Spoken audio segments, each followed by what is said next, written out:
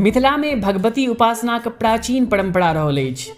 भक्ति के उपासनाक सशक्त परंपरा आ देवी आस्थाक कड़ीक बीच शहर से गांव धरि मंदिर के श्रृंखला अछि। हरेक मंदिर में ओही के महिमा के इतिहास छुपल अछि। स्थापित देवी प्रतिमाक लऽ के प्रचलित कथा के बीच सब दिन एते आस्था के सरिता बहैत अछि। एही कड़ी में दरभंगा शहरक रामबाग किला के भीतर स्थापित कंकाली मंदिरक महत्वपूर्ण स्थान अछि।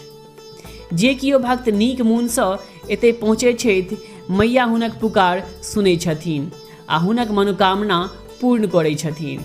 शारदीय नवरात्र समेत साल में होयवला सब नवरात्र में एते विशेष पूजा अर्चना कयल जाइत अछि।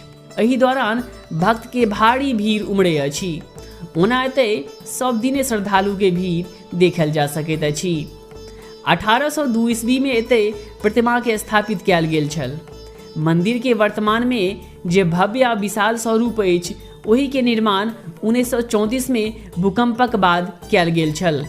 मंदिर के विशालता आ भव्य स्वरूप सब कियो के अपन दिस आकर्षित करैत अछि। स्थापित प्रतिमा के तेज सँ प्रतीत होइत अछि जे मैया के चमत्कारी स्वरूप छनि।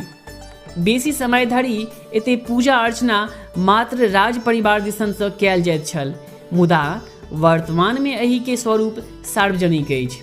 सब कियो एते आबि के पूजा अर्चना आ दर्शन कऽ सकैत अछि। एखनो एही मंदिर के संचालन राज परिवारक दिस सँ होइत अछि। एते तांत्रिक रीति रिवाज सँ उपासना कयल जाइत अछि। एते मैया के पूजा अर्चना आ आरती परंपराक अनुसार तय समय पर करबाक व्यवस्था अछि। कहल जाइत अछि जे कंकाली माता के शक्ति अपरंपार छनि। हिनकर दरबार से कोनो भी भक्त खाली हाथ नहीं जाय छथि। तो प्रेम से कहियो जय कंकाली माता की जय।